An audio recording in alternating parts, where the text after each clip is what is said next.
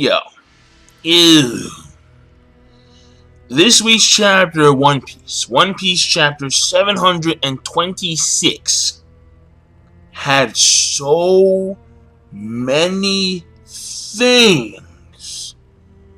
I'm just sitting back like, yo, can I absorb all this? Oh, dude. It's just like a flood of shit. In a good way. It sounds kind of weird, like on some 2-girl 1-cup status, but no. I mean, like, it was just so much information in this chapter. So many things. One of the things that caught my attention in the chapter was the fishman guy. He's talking to someone, and the guy is like, alright, maintain your diligence. I'm like, who the fuck are you talking to on a Dingin Mushi? What? The fishman! Tréboll! This mother...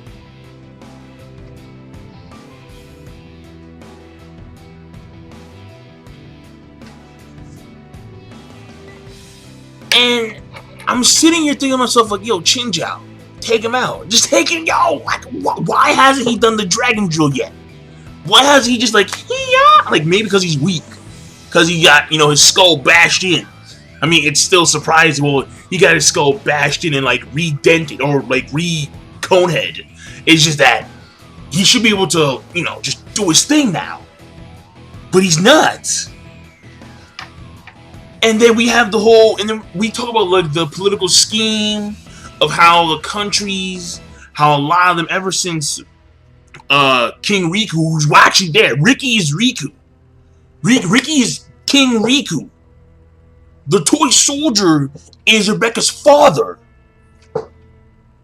Now, that one I think people did call it. I'm not too sure. I'm pretty sure people did call it. I'm pretty sure. I don't see why not. It's just that I didn't call it. I didn't see it coming. I was like, really? Really? This guy is Rebecca's father. Which means that Trebol did him in. And then there were a lot of these hidden quotes where there was a scene where Luffy, and I'm gonna do, it's gonna be like a read-along review because there's so much shit in the chapter. But there was, and I will go more into detail. There was a little thing where it had quotes in shadow, where Luffy was talking to one of the guys in the jail, and how there's this ominous shadow about the kingdom, and the shadow was in quotes, and I remember people talking about how apparently Gecko Moria may be involved in all this. And I'm sitting here, I'm like, is that why the shadow's in quotes? Like, what's happening? So, let me do a read-along review. Because I'm just going to go page by page. Right? I want to have everything broken down. Page by page. Just so I can understand what's happening here. So, I'm going to start here where basically we have the guy Tank, right? And Tank is like, are you King Riku? And then we have apparently it was told to the people that either he was dead or he went insane. And no, apparently Ricky was Riku. And when you think about him, when he was actually fighting during Block B, he wasn't doing that bad at all. At all. It's just that he's an old guy, and there were dudes who were better. There were cats who were better, especially King of Prudence. Yeah. Yeah, Kingy. So, apparently Tank, who when you first see him in Block B seems like a real fucking dick, seems like a mega dick, is actually a good guy. And you're like, Tank? You seem like a real fucking prick. Like 20 chapters ago, dude. But now he's all like smiles like King Riku. Bowing down and shit. Knuckles down, like straight bow down. And apparently Apparently him being a D-bag, a douchebag, was a facade. In fact, he's actually a nice guy. Tank. And then, when we go to the next page, he talks about how, apparently, he says, good job in taking care of Viola for me. Or Viola, excuse me, yeah, Viola. And I'm sitting here and I'm thinking, wait, hold on, Viola. That could be Violet. Because Violet is going back to the palace. And I'm like, why is she going back to the palace? She knows she can't fuck with Tréboll with Flamingo, with Fuji. She knows that. So why would she go back to the palace? And now I'm starting to think, well, maybe Violet was one of those people who were there 10 years ago. Maybe she actually was a member of the army back then. Because we don't know how old she is. I mean, she seems like she's in her late 20s. Violet? Late 20s, early 30s. Probably early 30s, mid 30s. Because look at Robin. Robin's like, what, mid 30s? And she looks pretty good for her age. So Violet could be significantly, I'm going to say like mid 30s, right? So 10 years ago, that make her like what? Mid 20s, late, early 20s? So she may have been a part of this army by then. And maybe Tank was there to watch her, just to, you know, make sure everything was okay. In Riku's stead. Don't know. But it's quite fascinating. It really is. So, I mean, he says Viola, so I'm like, or Viola, so I'm like, so maybe that could be Violet. I'm not too sure. And then and then in that same page, we have King of Prudence like, oh, you're alive, yeah, and he's hugging the dude. He's like, yo, man, it's good to see you in good health, because ever since you left, things have been out of whack, and it's been quite a pickle. And Sidesteps things, no way, hold on, listen, man. It hasn't been easy peasy lemon squeezy. And in fact, he says a very nice quote here. He says, but remember, tears on one side mean laughs on the other. All right, because I mean that's the way it is. The world is full of winners and losers. People win, people lose, and vice versa. That's just the way it is. One day you win, one day you lose. And what Sai is saying here is that ever since, well, he says that Riku, his incompetence, and then I'm like, no, I'm like, seriously, dude. I mean, look. I like Sai, I like his Hashoken, I like the Hoppo Navy, I like Qinjiao, I like the Chinese pole arms, they're BC shit. I want Sai to go train there, I really do. But, no. I'm sorry, dude. Flamingo came in there. He was, yes, Spidey, yeah, and his voice.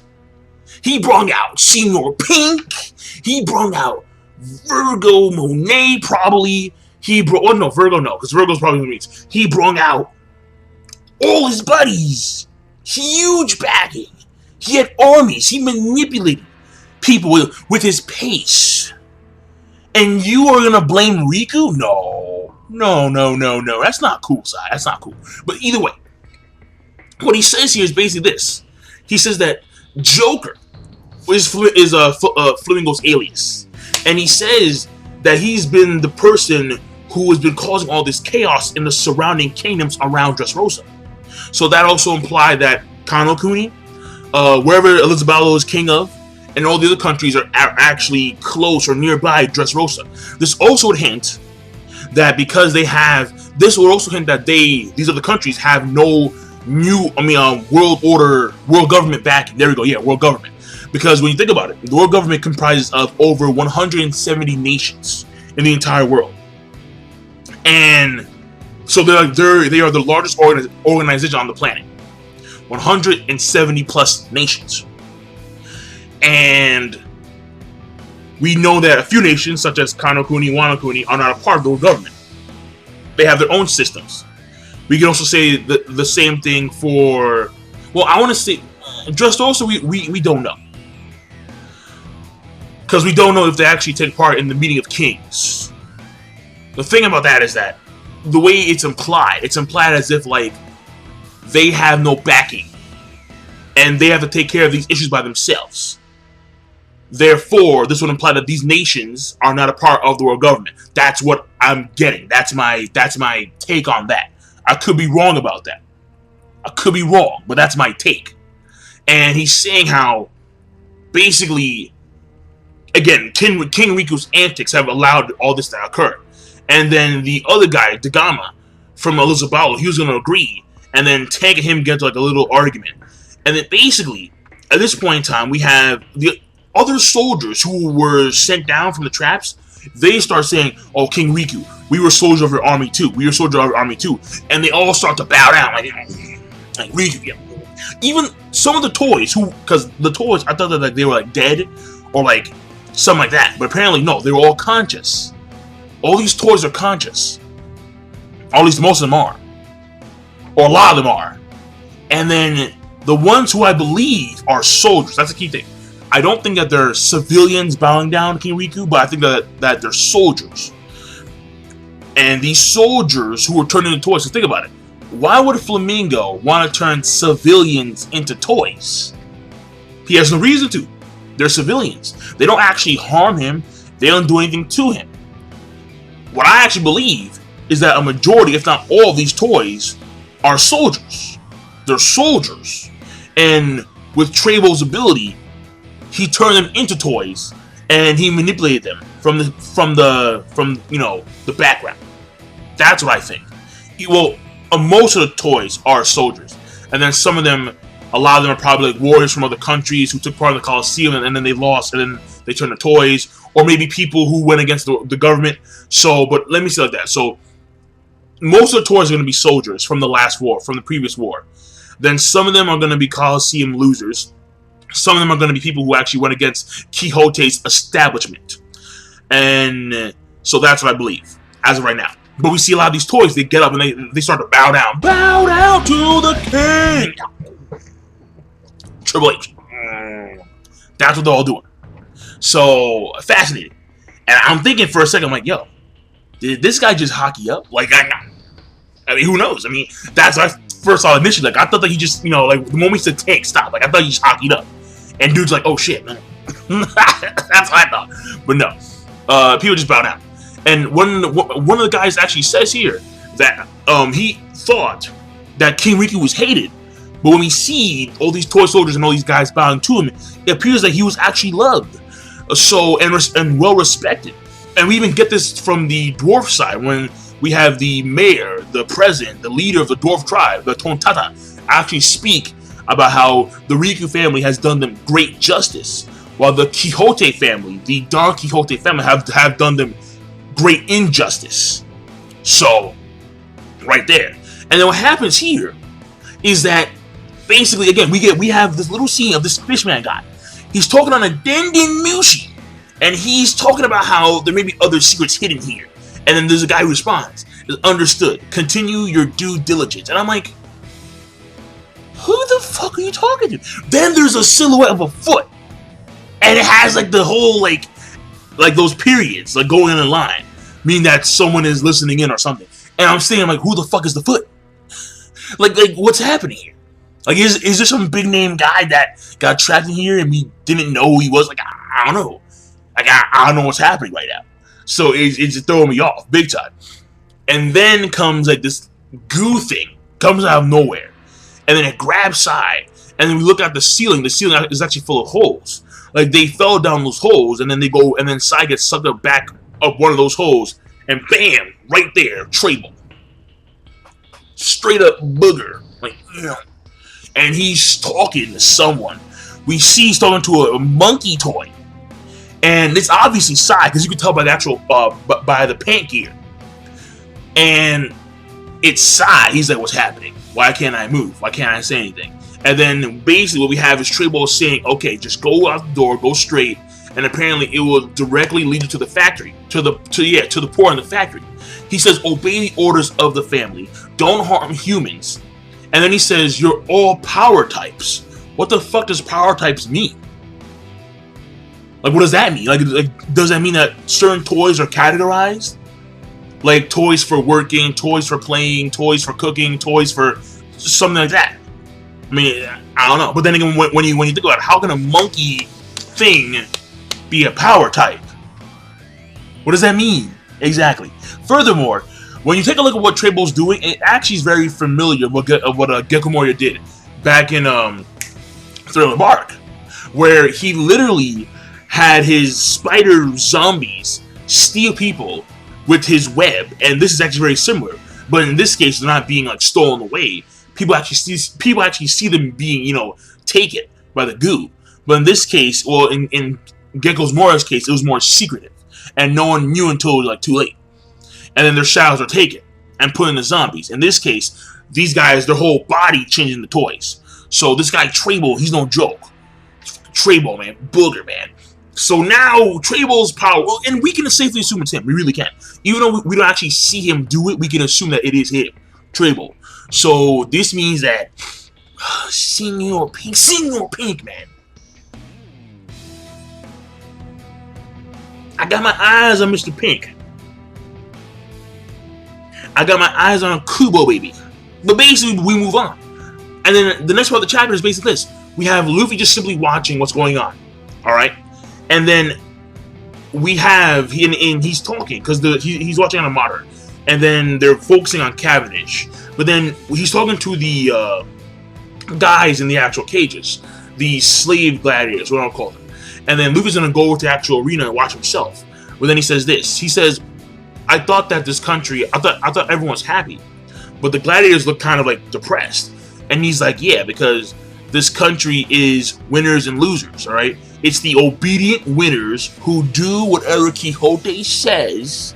And it's the non-compliant, rebellious losers. And if you take a look at the macrocosm, you don't see it.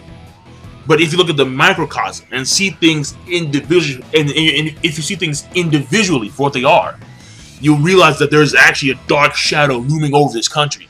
And then he had the quote shadow, like the shadows in quotes. I'm thinking here, like, what does that mean? Fuck Moria, because people for some reason in the comment section and a few of the reviews were putting Gecko Moria in all this, and I'm like, how, where, why? Like, let's get Moria. Why? What is Moria? Moria.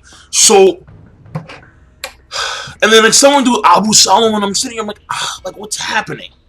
Like, these are insane theories. But basically, the losers are treated like trash, and the winners are elevated. That's the way it is. And these guys are obviously losers. But at the same time, if you are rebellious towards Flamingo, you are also a quote-unquote loser. So you feel me? It's actually very similar to a lot of workings in modern-day American government, which is a shame too. And we see politicians like the Republicans, like the Democrats. We have companies give them a little bit something on the side. Like, here's a few $100,000. Oh, well, okay, well, let me vote or let me try and pass this bill in your favor to help your company, to help your industry. And fuck the people. Fuck the American people. And we see this a lot in modern day government. And this is actually an example of that. And it's apparently an example of the way things work in the world government in One Piece, where apparently what Flamingo's doing is actually that on a smaller scale. The world government does it on a global scale. He's doing it on simply a country level, on just his country, the way he does things. So that's also very fascinating. Very fascinating. And then from then on, basically, we have literally, we have Bartolomeo run into Luffy. Dude, straight tears, freaking out, like, Luffy, son. How does Jinbei say it? Luffy. Yeah. And so he's like, oh shit, Luffy. Because he was gonna go find him, he found him, and he's tears, he's freaking out right now. And Luffy, like I said before, he's probably gonna take it the wrong way, and he's gonna straight up gear second, like, no, get away from me, and then he's gonna haul ass to the arena so we can watch Rebecca fight. And then we go on to the last part of the chapter, right? And again, the chapter had a lot of shit going for it, so they're like, this review's gonna be long. It's already long, but it's gonna be even longer. Basically, we have the last part where we have the mayor/president. He's talking about what happened 900 years ago, and how 900 years ago, or at least before, around that time frame, the dwarves set off and they wanted to find a country. And they found a country, or they were finding, as they're going about finding these countries to live in for resources, and all that kind of stuff, they were hunted down by humans because there are dwarves. They're like, oh shit, we want dwarves. Let's get some dwarves. And then the leader of Dressrosa, or the king of Dressrosa, at that time, a Don Quixote, they said, okay, fine, come here and we will have an arrangement, and all we want from you is labor, quote-unquote labor. And they have a place to stay, but basically they were slaves. They were slaves and they had to work there for a long period of time. And the spoils of their labor went to the humans above them. They worked underground. And that's the way it was. And no one knows exactly what happened during the blank century, the void century. I mean, that's, well, unless you actually read the real poneglyph, you won't know. Or unless you're fucking Goldie Roger, where I can hear all things, and I'm hacks. But apparently, after the 100 years, in came, King Riku, because we all know about the whole thing about how there was a shift in the royalty, where the nobility of certain countries went to the Holy Land, and they chose new royalty, and that new royalty wound up being the Riku family. And unlike the Quixote family, the Riku family were very open, they were very honest. And the king at that point in time, when he heard about the dwarves and how the Quixotes had treated them, he was very mournful, and he was actually, he pitied the dwarves. So what he did was that he actually compensated them. He said, okay, fine, take whatever you want. And the people will turn a blind eye. And that's where that story comes from. That's where that tale comes from. Where people are missing stuff. And then they blame on the fairies. But then they say, it's okay, it's just fairies, it's alright, just turn away, walk away, everything's cool. That's where I come from. That wasn't established by the Quixote family, but that was established by the Riku family. Which means that the Riku family still has influence over this country. They do. Otherwise, that tale, that story, wouldn't still be so prominent. So the fairies, like the dwarves, they were solidified in these legends 800 years ago after the Void Century by the Riku family as a means of compensation for all the years they spent in slavery under the Quixote family. So that was good. I was like, oh wow, so that's very, very intriguing, because it's like, and apparently amongst that time, they weren't like the richest country in the world, and here is actually a huge shift, because the country, the Quixote family, the humans, they lived in prosperity. We see a woman and she has like these huge diamonds and, like these crazy jewelry, basically, right? And rubies, sapphires, what I'm called. And we see the dwarves, and like they're mining underneath the ground. And then when you take a look at what happens to the Riku family, and when they come into the picture, we see no diamond encrusted fingers and blah blah blah. But what we see is wealth, quote unquote, in a different sense. And we see a country with a stream, wooden homes, flower fields, huge, long flower fields. So there was a drastic change in the country once the Riku family came in there. Not in the sense of material wealth, but wealth in other ways, in other aspects of life. And that was actually very good. That was actually very, very, very cool. I was like, wow. Like, damn. Very cool. And that was the way it was until a few years ago. In comes, Flamingo, straight bow-legged, like, yeah, the boys came to play. Yeah.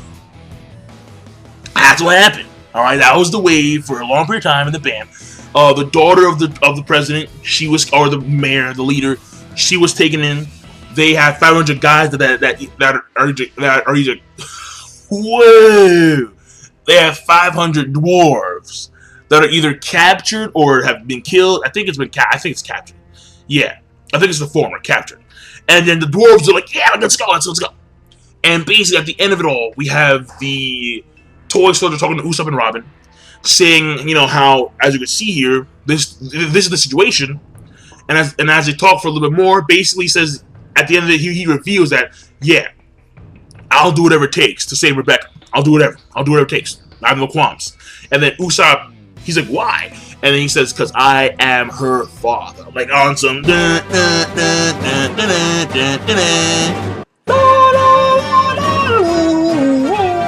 straight up. He is her father. Alright? He is her father. And that's it. That's a chapter. So I'll leave it at that. It's been a long review. It's been a long read-along / review. If you followed me somewhat. So I'll leave it at that. So chaptering overall, I thought it was a good chapter. I thought it was a good chapter. There's a lot of stuff. It wasn't like, when it came to story progression, it's obviously there. But none of it is like mega monumental, except for Tréboll and the whole father thing of the toy soldier. The history is fascinating. The fishman talking to someone else is fascinating. There's a lot of fascinating things in the chapter. But we now know that Tréboll is probably, and we don't know for sure, but he's probably the guy who has a toy ability, who can turn people into toys. And we now know for a fact that the toy soldier is in fact Rebecca's father. So that, to me, overall, I'll give it a good rating. So I'm done King Lightning. Be sure, of course, long ass review. Rate, comment, and subscribe as always. Peace. Have a nice day. Wait, wait, hold on. Pause. Wait, hold on, wait. Son, look at this picture right here. Yo, Oda, son, dude. Some of these dudes need legs, man. They need legs. What is... Yo, that's insane. It's like this dude should not be able to walk. Yo, he has straight up drumsticks for legs. That makes no sense, dude. That makes... How is Elizabeth walking right now? The weight of his own body should have crushed his fucking leg bones, man. This is insane. Oh my god.